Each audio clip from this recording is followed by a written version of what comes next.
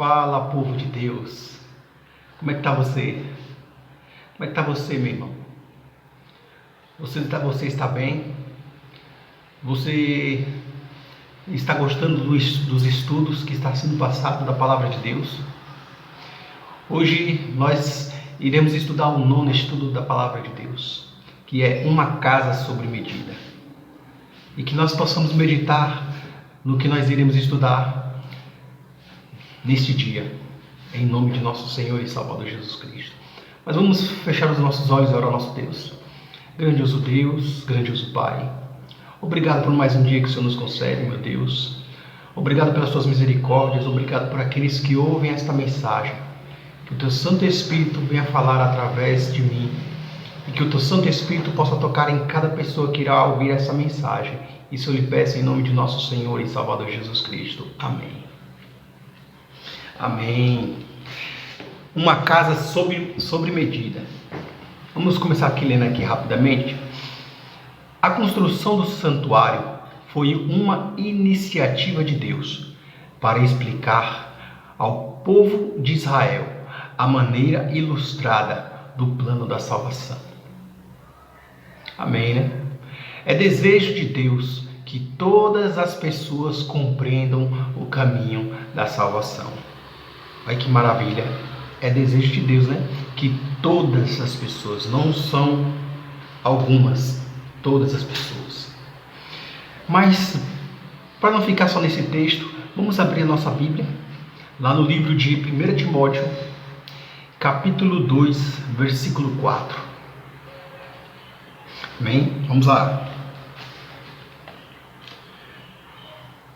Se você já abriu a Bíblia, meu irmão, vamos ler juntos a palavra de Deus. Diz assim: o qual deseja que todos os homens sejam salvos e cheguem ao pleno conhecimento da verdade. Quem é que deseja que todos os homens sejam salvos? Deus. Se a pessoa tiver alguma dúvida, você pode ler o texto um pouquinho mais para cima, no livro de 1 Timóteo, capítulo 2. Mas é desejo de Deus que todos os homens se salvem e cheguem ao pleno conhecimento da verdade. Ele quer que você chegue ao conhecimento de toda a verdade. Quando fala pleno, ele quer dizer toda a verdade. Vamos continuar aqui. Assim como uma mãe põe no colo um bebê e com uma Bíblia ilustrada ensina através das ilustrações o amor de Deus, assim também Deus fez com Israel no deserto. O santuário que foi construído aqui foi uma ilustração do verdadeiro santuário erigido lá nos céus. Amém? Se aí você quiser saber um pouquinho mais sobre este santuário lá no céu, você pode ler o livro de Hebreus, que fala sobre o santuário lá no céu. Você pode ver o ministério de Jesus como sumo sacerdote lá no céu. Jesus é o nosso sumo sacerdote. Mas nós iremos estudar um pouquinho mais sobre isso, alguns estudos mais à frente, como Jesus como nosso sumo sacerdote.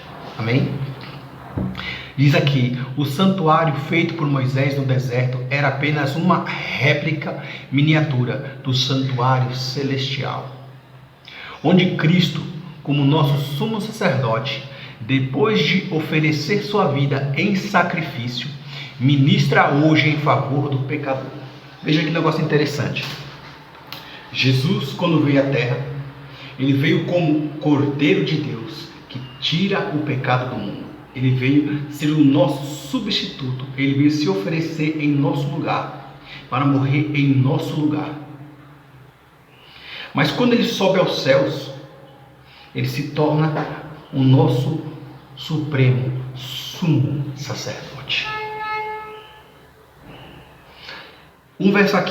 Esse verso aqui, lá em 1 Timóteo capítulo 2, versículo 5, diz assim: porquanto há um só Deus, há um só mediador entre Deus e os homens, Jesus Cristo, homem. Jesus Cristo é o nosso mediador. Veja bem como é que a palavra é elaborada. Existe só um mediador entre Deus e os homens. As pessoas hoje colocam muitos mediadores, muitas pessoas para intermediar, mas a palavra de Deus, ela não pode mentir, ela não é falha. Ela diz que há um só mediador entre Deus e os homens, Jesus Cristo, homem. Ele é o nosso mediador, ele é o nosso sumo sacerdote. Se você quiser tirar uma dúvida, você quer falar com um juiz. Para você falar com o juiz é necessário um intermediador. Você não pode ir lá diretamente ao juiz, né? Você precisa de um intermediador. Alguém que vá falar com o juiz. Alguém que tenha um contato com o juiz. Ou você pode procurar, quem é que você pode procurar? Um advogado. Vamos continuar a leitura, né? Para ficar na mente. Jesus Cristo é o nosso sumo sacerdote. Tal era o serviço efetuado como exemplar e sombra das coisas celestiais. E o que se fazia tipicamente no ministério do santuário terrestre é feito na realidade no ministério do santuário celestial. Depois de sua ascensão, começou nosso Salvador a obra como nosso sumo sacerdote, diz Paulo. Cristo não entrou num santuário feito por mãos, figura do verdadeiro, porém no mesmo céu, para agora comparecer por nós perante a face de Deus. Olha que maravilha! Jesus entrou no santuário não feito por mãos humanas, mas no céu, né? Para comparecer diante de Deus Pai, perante Ele, por nós, por cada um de nós. Vamos para a primeira pergunta. O que Deus pediu que Moisés fizesse? O que Deus pediu que Moisés fizesse? Vamos ler o primeiro versículo. Vamos lá no livro de Êxodo, capítulo 25, versículo 8. Êxodo, capítulo 25, versículo 8. É o segundo livro da Bíblia.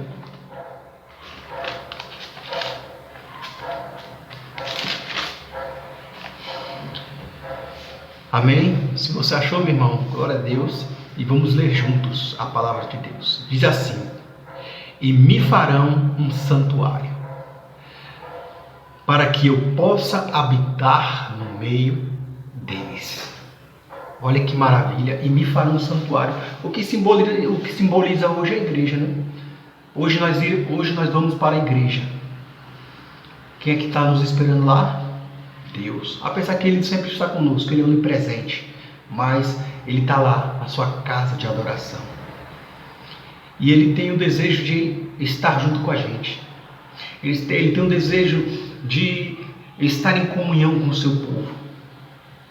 A palavra de Deus diz, lá no livro de Salmos 133, versículo 1, ó quão bom e quão suave é que os irmãos vivam em união. Os irmãos. Nós também entramos em comunhão com Deus, mas também entramos em comunhão com os irmãos. É por isso que nós vamos à igreja. Para nós andarmos em comunhão juntos. Né? Eu me lembro que quando Pedro foi preso, ele estava dormindo na cela, mas a igreja orava. A igreja era o conjunto de irmãos orando por Pedro. E o céu moveu, e Deus mandou o seu anjo para tirar Pedro da prisão. A igreja tem que estar unida. A igreja revela a glória de Deus, a presença de Deus. Né? Vamos para a próxima pergunta. O santuário que Moisés construiu era cópia de qual santuário? O santuário que Moisés construiu era cópia de qual santuário? Vamos abrir a palavra de Deus lá no livro de Hebreus. Hebreus capítulo 9. Hebreus capítulo 9.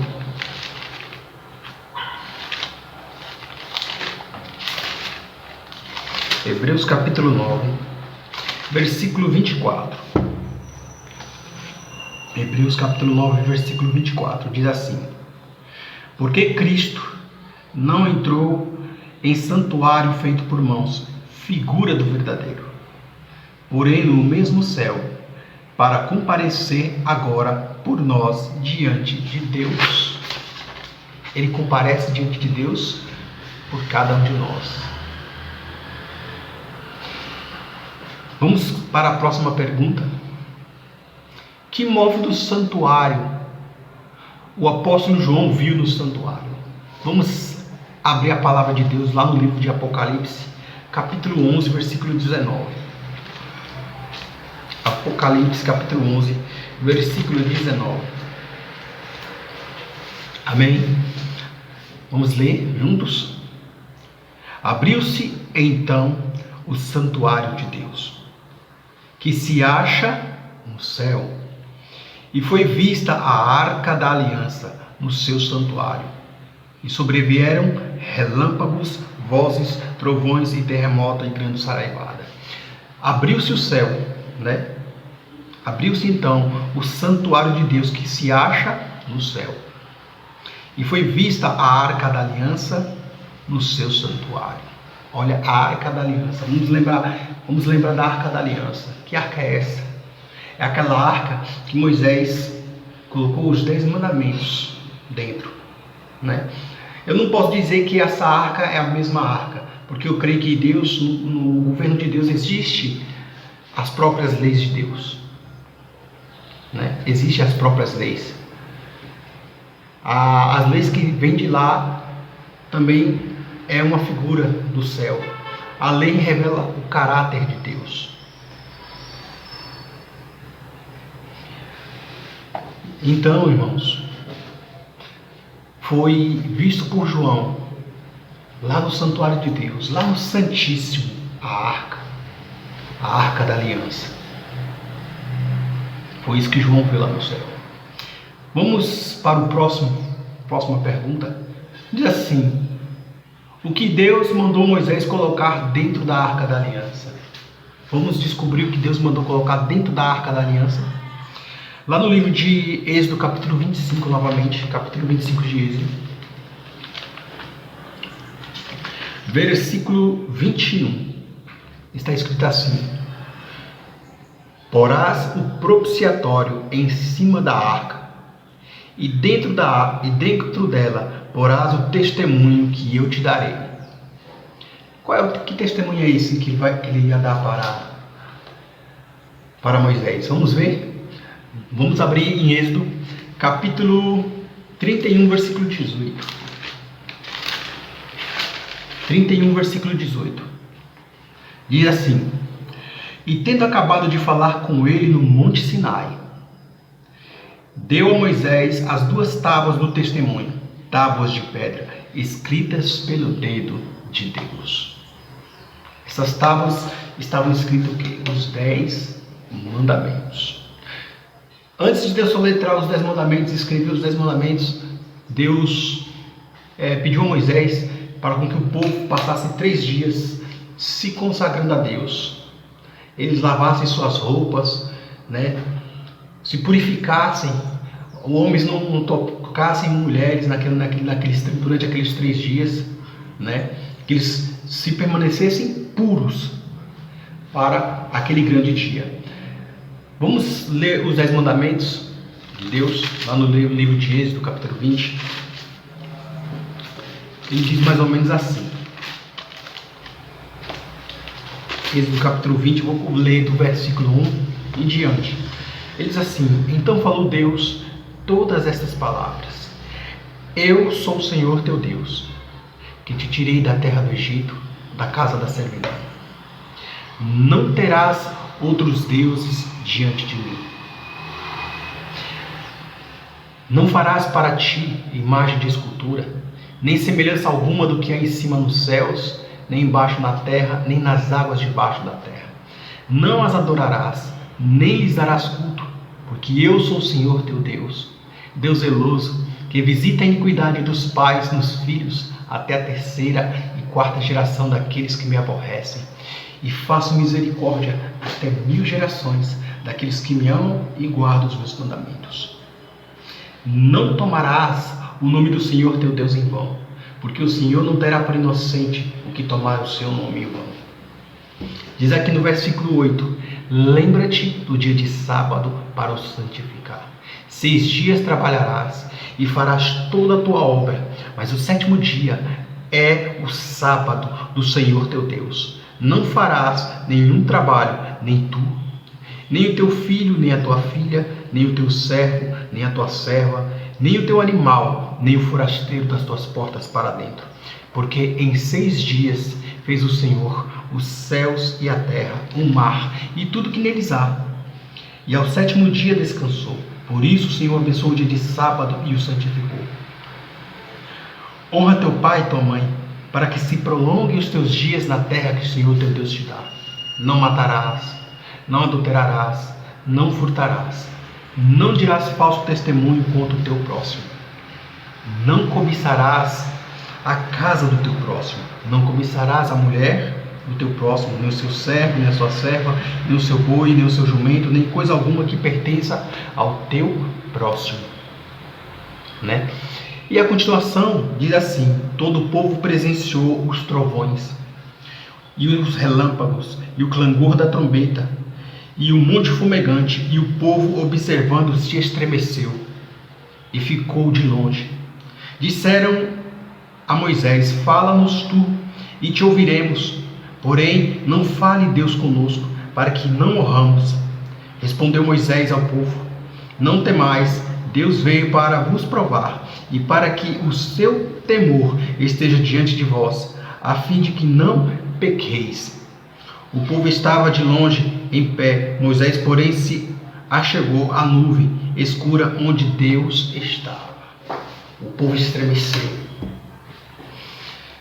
E esses são os 10 mandamentos que Deus escreveu em 2 tábuas de pedra. E é ali dentro daquela arca foi colocada as 2 tábuas de pedra da lei de Deus, escritas pelo dedo de Deus. Às vezes eu fico estudando com alguns amigos, analisando. A única coisa que o ser humano não escreveu foi os 10 mandamentos. Foi o próprio Deus que escreveu. E se foi o próprio Deus que escreveu, é um mandamento muito importante, né? Vamos para a próxima pergunta. Que animal era morto em sacrifício diário pelos pecados do povo? Vamos lá para o livro de Êxodo. Vamos continuar, né? Êxodo capítulo 29, versículo 38 e 39. Diz assim: isto é o que oferecerás sobre o altar: 2 cordeiros de 1 ano, cada dia continuamente. 1 cordeiro oferecerás pela manhã e o outro ao pôr do sol. Eram 2 cordeiros oferecidos, um de manhã e um de tarde, ao pôr do sol, né? Agora vamos para a próxima pergunta que diz assim: o cordeiro morto em sacrifício no santuário terrestre simbolizava quem? O cordeiro morto em sacrifício no santuário terrestre simbolizava quem? Vamos lá para o livro de João. João é o Evangelho. João capítulo 1, versículo 29. João capítulo 1, versículo 29. Olha o que o nosso irmão João Batista dizia, o profeta do Senhor dizia: no dia seguinte, viu João a Jesus, que vinha para ele, e disse: eis o Cordeiro de Deus, que tira o pecado do mundo. Olha para quem aqueles cordeiros do passado apontavam. Apontavam para Jesus, o Filho de Deus. Muitas das vezes as pessoas nos indagam: vocês guardam os mandamentos, mas você tem que guardar todo o mandamento. Mas veja bem, Jesus veio, o sacrifício apontava para quem? Para ele, que é o sacrifício perfeito. Jesus morre e ressuscita. O único mandamento que a gente podemos dizer que nós estamos guardando são os mandamentos morais, os mandamentos de saúde e civis.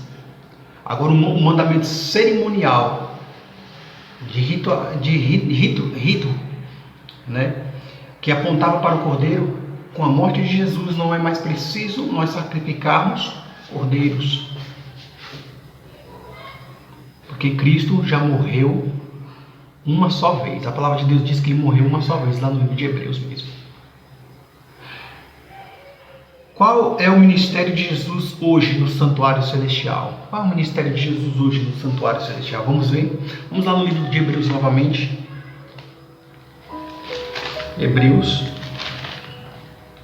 capítulo 8 de Hebreus, versículo 1 e 2.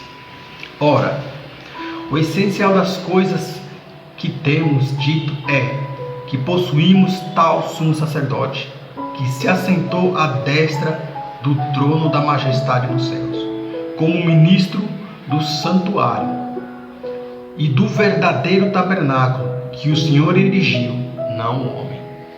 Quem erigiu o verdadeiro tabernáculo? Deus, não o homem.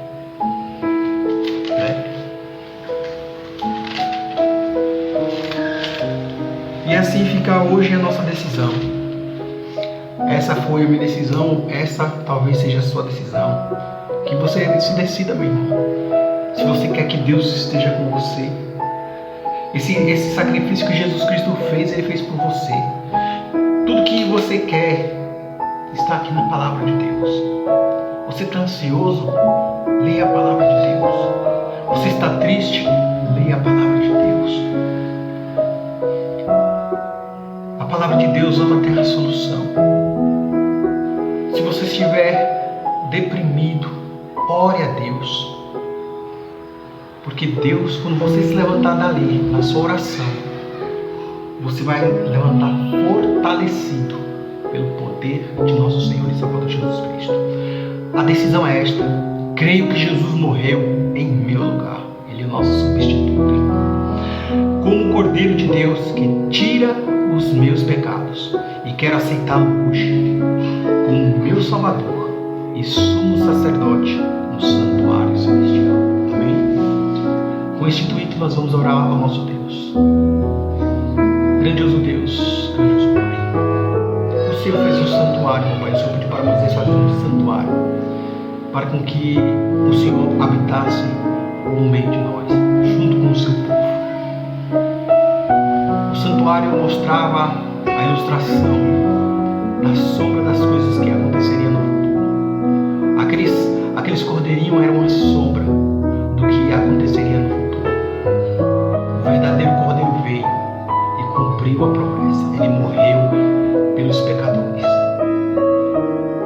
Abençoe, meu Deus, a cada um de nós, meu Deus. Abençoe aquelas pessoas que estão ouvindo essa mensagem, que elas possam crer verdadeiramente na palavra de Deus, que elas possam buscar verdadeiramente o Senhor Jesus e possam aceitá-lo como seu único e suficiente Salvador. Isso eu me peço em nome de nosso Senhor e Salvador Jesus Cristo.